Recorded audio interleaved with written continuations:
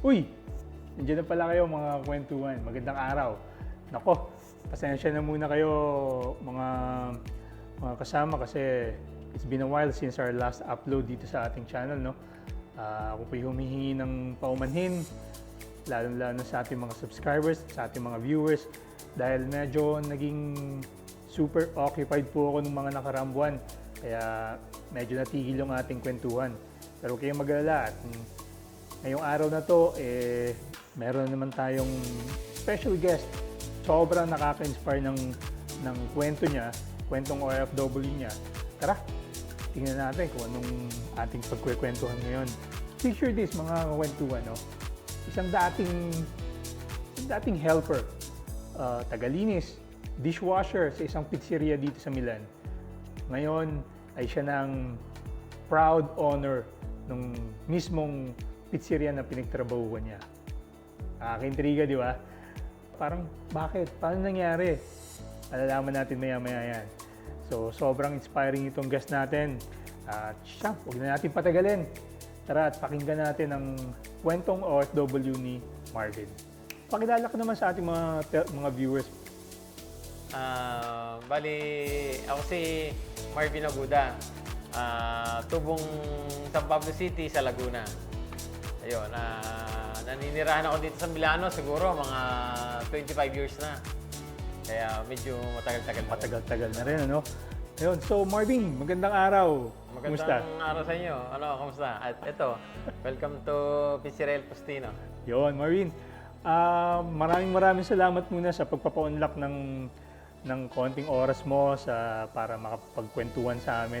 Marami dito sa mga kababayan natin dito sa Milano, sobrang na-inspire sa kwento mo bilang isang manggagawang Pilipino dito sa Milan, Italy.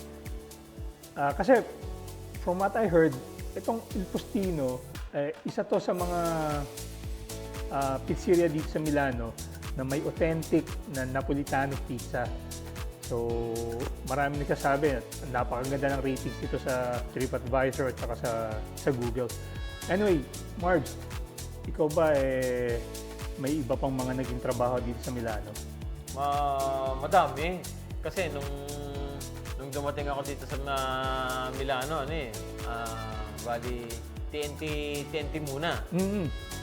Ano yun, siguro mga almost 4 years din akong TNT. Kaya ang una kong trabaho dito, nag-domestic.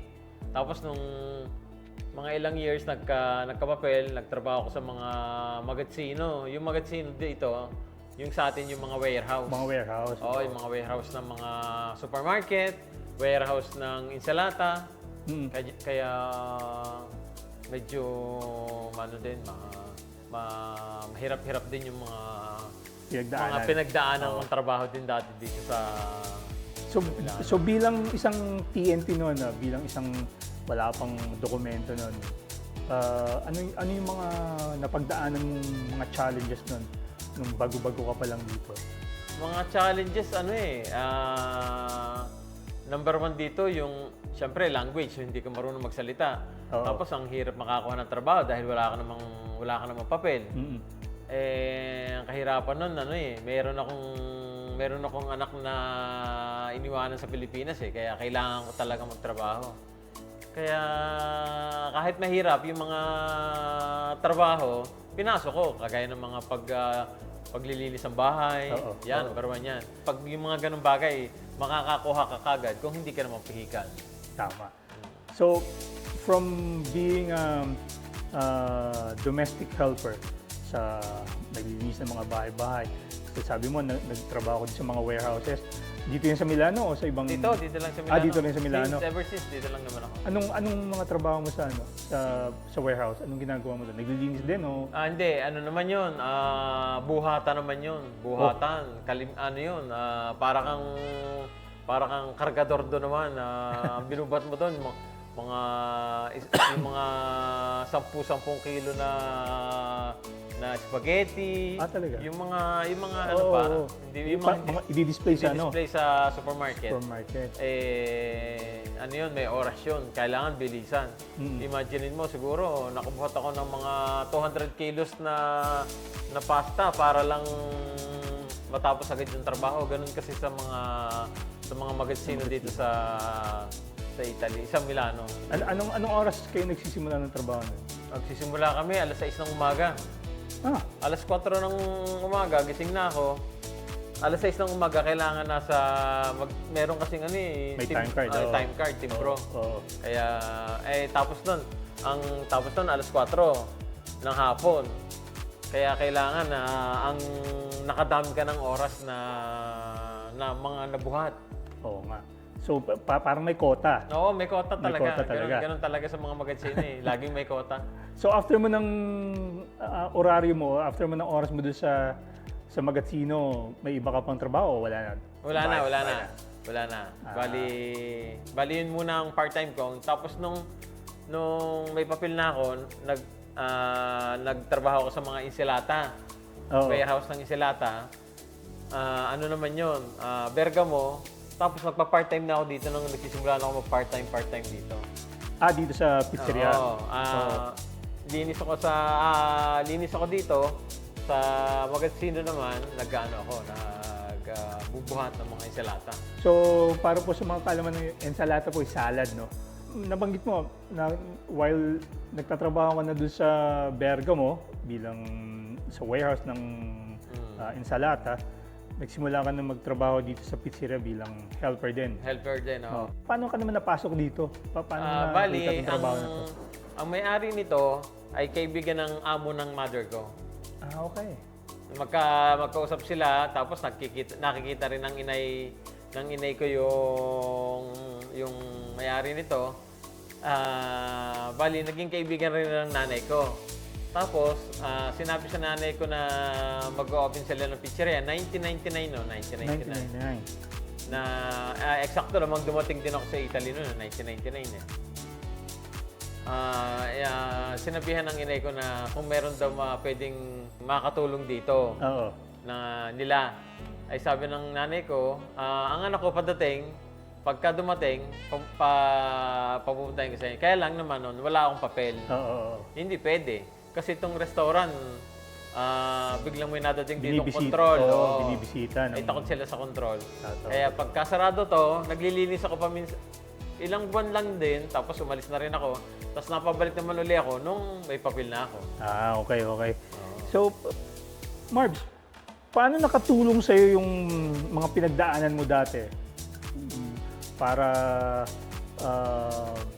yung journey mo kasi bilang isang OFW hindi pangkaraniwan no? Kasi, okay, yung mga pinagdaanan mo dati, yung naging domestic helper ka, nagtrabaho ka sa mga warehouses, maraming ganyan trabaho sa ating mga kababayan dito, di ba?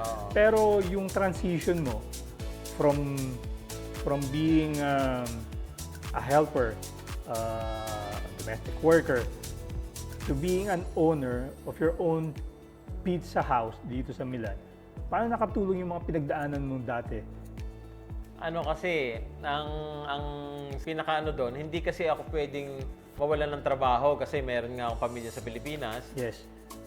Kaya, kahit nagdodoble-doble yung trabaho ko, meron akong sa warehouse, meron akong part-time dito, talagang kinakaya ko yon dahil meron akong pamilya sa Pilipinas. So, hindi pwede akong mawala ng padala sa loob ng isang buwan. Kaya, yung struggle talaga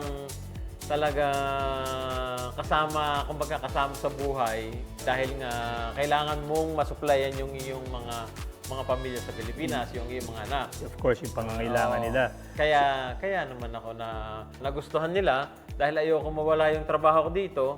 Nagustuhan nila yung aking trabaho. Sinisipagan ko. Yes. Para hindi mawala ng trabaho. Astig naman nun. So, yun yung kalimitang driving force natin no? Yung pamilya natin na alam nating nag-iintay ng ating sustento, yun talaga yung isang nagmo-motivate sa ating mga OFWs kasi actually, isa yun sa mga main reason kung bakit tayo nag-abroad, di ba? Para masustain natin yung ating pamilya. Pero speaking of pamilya, andito na ba pamilya mo? Pasyal-pasyal. Papasyal-pasyal lang. Sarap buhay Good pa. Hindi, may mga trabaho na kasi sila. Meron na. Ibig sabihin, established na siya sa Pilipinas. Yung isa nasa Dubai. Okay. Okay, that's good. OFW din, kung ganun. Hindi, ano siya, bali, ang opisina niya ay ang main office ay sa Germany. Then dito siya nagwo-work online dito sa Italy. Okay. Nagpunta lang siya ng Dubai dahil doon ang opisina ng main office. Company. Okay. Kaya, Margs, kwento mo naman sa amin, paano dumating yung opportunity mo na maging may-ari nitong pizzeria? kasi ganito yun eh. Nung nagtatrabaho ako dito, kagaya ng kwento ko kanina, nagtatrabaho ako sa warehouse, nagtatrabaho ako dito. Oo. Nung nagtatrabaho ako dito, linis-linis lang ako eh. Hugas ng pinggan, linis-linis dyan sa banyo, dito sa salat. Ako lahat na naglilinis dito. Ngayon, nagkaroon ako ng opportunity dahil yung amo kong lalaki, tinuruan niya akong gumawa ng dough. Okay. Hindi niya alam na habang nagagawa siya ng dough, habang ako naghuhugas ng pinggan, pinapanood ko siya.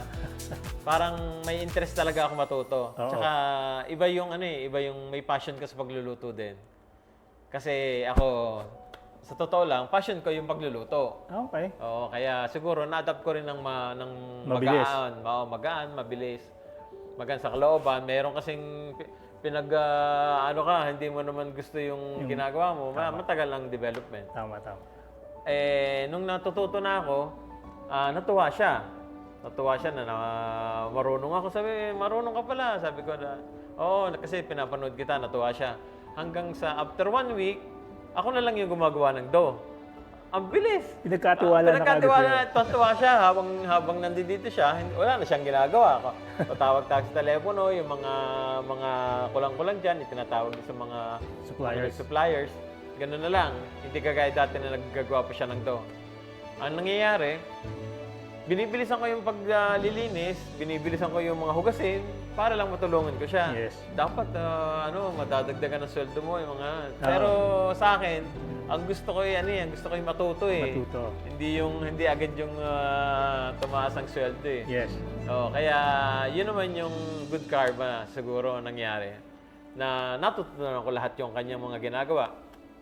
Ngayon, nung natututunan ko na, nagustuhan na niya ako yung maganda na yung kinalabasan ng dough, nagustuhan nila. Oo.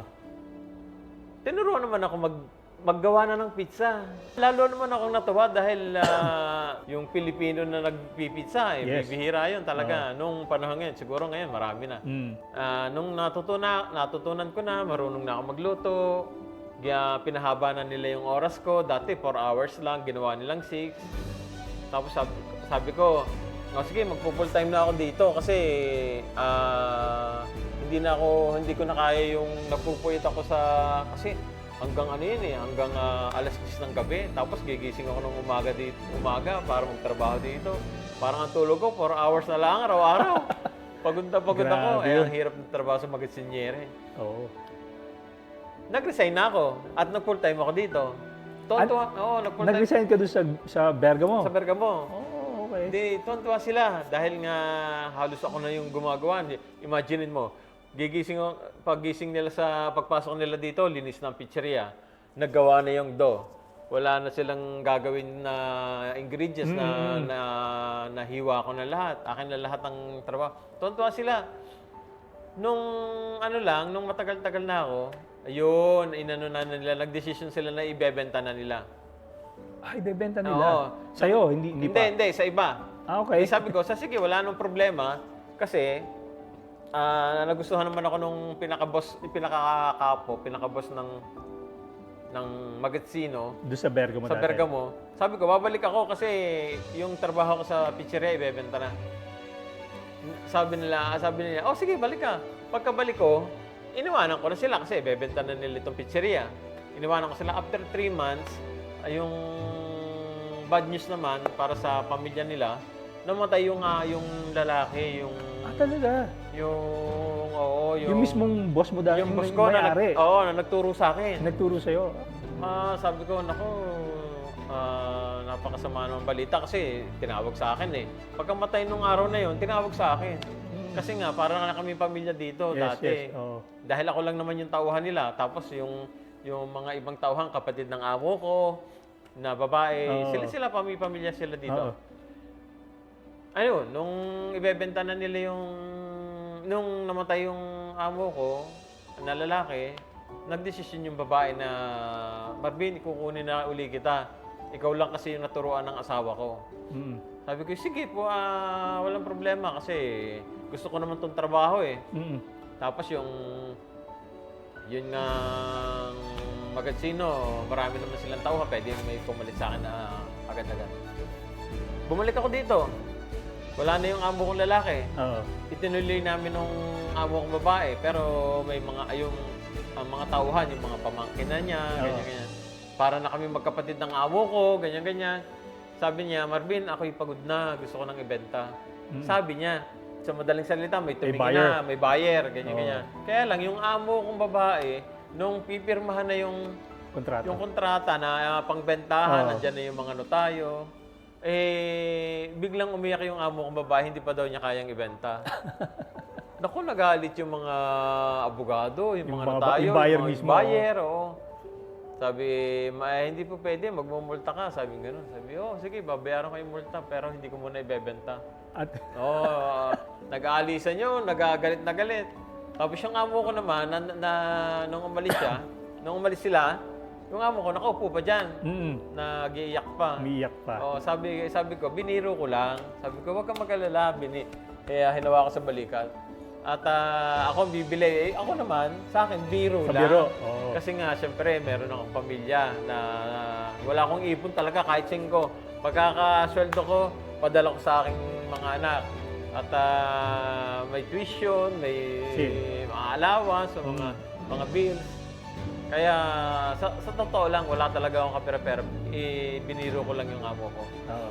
Yung amo ko, tumahan. Yung hindi na siya, bigla siyang tumahan. Sabi niya, sige. Sabi ko, sige, anong sige? Sabi ko sa kanya, hindi.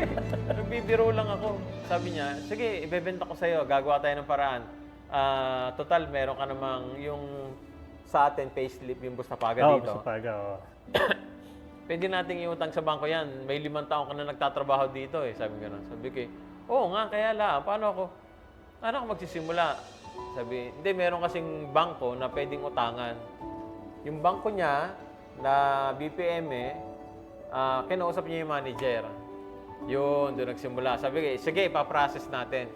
Sabi ng manager, sinamahan ako sa bangko, na after a month, na follow up niya. Ako naman, wala akong mag-follow up dahil wala akong guts makipag-usap sa mga ganyang Ang diretso. Oo, mga manager ng bangko rito.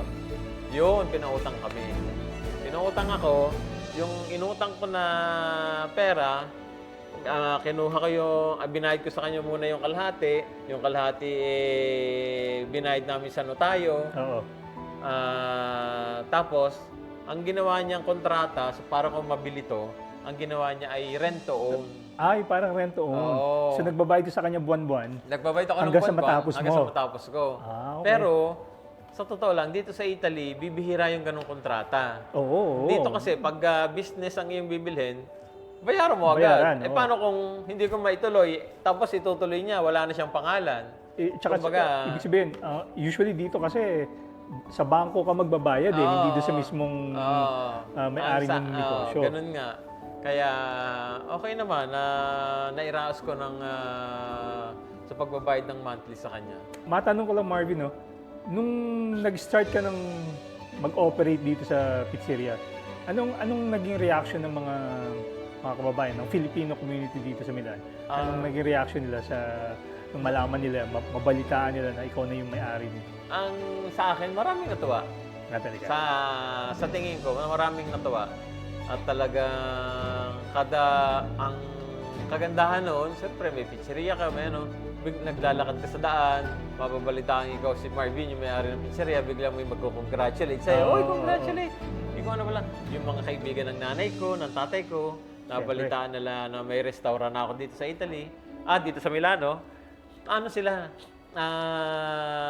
Tontuwa. Para sa kaalaman po ng ating mga viewers, simula po nung si Marvin mag-start na mag-operate dito sa pizzeria, napakadami na pong mga kababayan natin ang napadaan dito kumain ng masarap na pizza dito sa Il Postino. So, mabuti naman ganun yung naging reaction ng Filipino Oo. community. At ngayon alam naman namin na ikaw ay isa na sa mga tinuturing na inspirasyon ng ating ibang Salamat, mga salamat. kababayan dito, mga OFWs. Paano mo in-embrace yung challenge na, alam mo yun, kasi dati lang akong katulong dito Tapos ngayon, ako na yung may-ari. Paano hinarap yung challenges ng pagiging isang entrepreneur na? Yung expectation ng tao ay kumbaga sa'yo mataas Oo, Kaya syempre.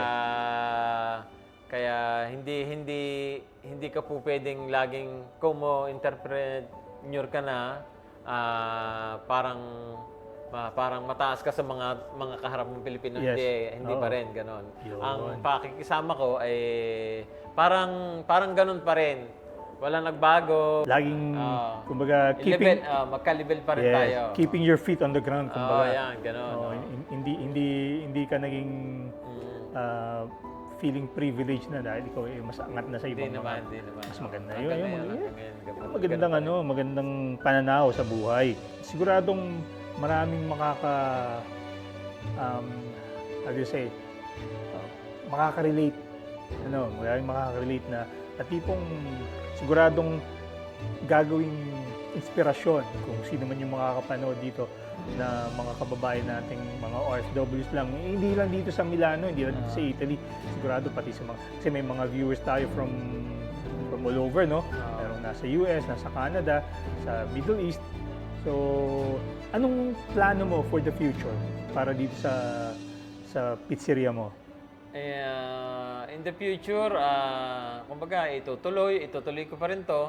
Tsaka magkaroon ng pizzeria din sa Pilipinas. Ayun, ang ganda. Yung mga magkaroon ng branches. Parang branch. Magkakaroon ng mga Philippine branch. Oh. yung mga ganun. Il Postino Philippine branch. Tsaka, kumbaga, sa Pilipinas, para magkaroon din ng yung mga, parang gusto ko rin kasing yung magturo ng pagpipizza. Oo. Kasi nakikita ko, itong talent na to na binigay sa akin, pag ang isang tao natuto, Oo. halimbawa may tinuruan ako sa Pilipinas o dito, pag natuto siya, alam mo ba, sa tingin ko kahit sa parte ng mundo, pwede siya magtrabaho. Magkakakuha siya ng trabaho. Exactly. Basta't halimbawa nagpunta ka ng New York, halimbawa naturuan kita, nagpunta ka ng New York, nakakita ka ng restaurant, wala kang trabaho, mag-apply ka doon, 100% tanggap ka. Matatanggap ka. Oo. Galing. Kasi iba to iba tong Ibang skill. Oo, ibang skill to Ibang skills to. Oo.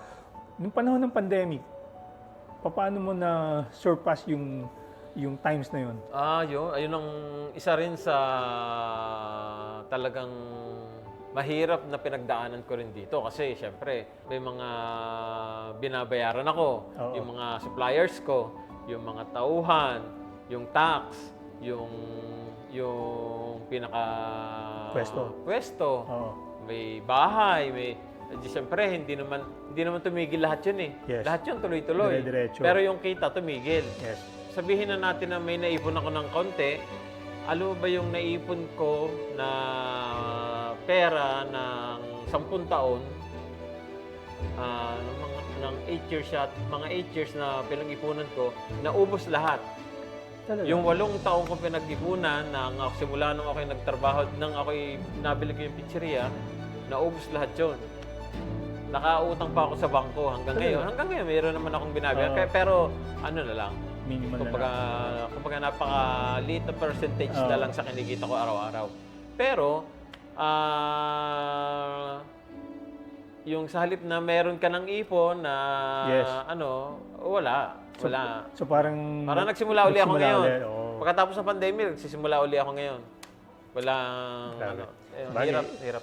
Yun yung mga panahon na hindi lang naman sa mga katulad mo na may mga negosyo, pero halos lahat ng mga kababayan natin na hindi lang naman dito, no, all over the world na may mga OFWs, sigurado na apektuhan ng pandemic. So Marvin, para sa ating mga viewers na OFWs, no, tapos o kaya mga aspiring entrepreneurs, mga OFWs, yung mga negosyo ng mga kababayan natin na nagtatrabaho sa ibang bansa. What unique advice ang pwede mong ma-share o maibigay sa kanila? Yung advice, siguro, ang pinaka-the best, kahit ikaw may negosyo, kahit ikaw ay kumikita ng malaki, kailangan meron kang sweldo para sa'yo.